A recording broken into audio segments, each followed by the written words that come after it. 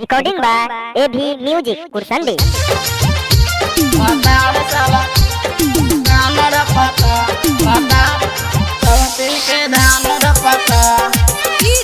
घर कहाँ फूल बैठिया काद करल बा खेत में दारल बा काद करल बा खेत में दारल बा रोज देखी देखी हमर करे जा फटाता बतार साला सब दिन के धान रोपता बतार साला सब दिन के धान रोपता जब मना करी हमरा के रोज डांटता जब मना करी हमरा के रोज डांटता बतार साला सब दिन के धान रोपता बतार साला सब दिन के धान रोपता। रिकॉर्डिंग बाय एभी म्यूजिक कुरसंडी। बतार साला धान रोपता बतार सब दिन के धान रोपता एकर बिया अलगा बता रोज गादा करबा बता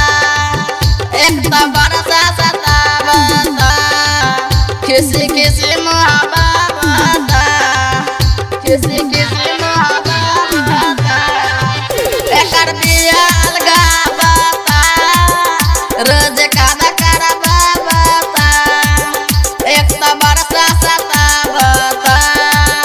किसी किसी मुहाबा बता बैल कुकुर के राम झूठे पतन चाटता बैल कुकुर के राम झूठे पतन चाटता बतार साला सब दिन के धान रोपता बतार साला सब दिन के धान रोपता एभी म्यूजिक कुरसंडी। बतार साला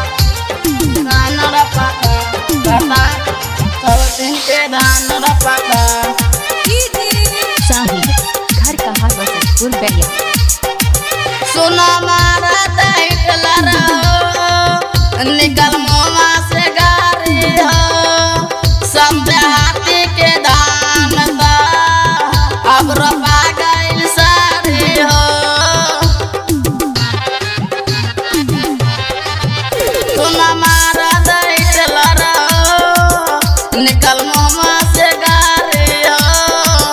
सब हाथी के धान दा अब रोपा गइल सारी हो सौरभ कहता जकंता रहता सौरभ कहता जकंता रहता लगे सटला पाबेल के मुड़ी जारता बतार साला सब दिन के धान रोपता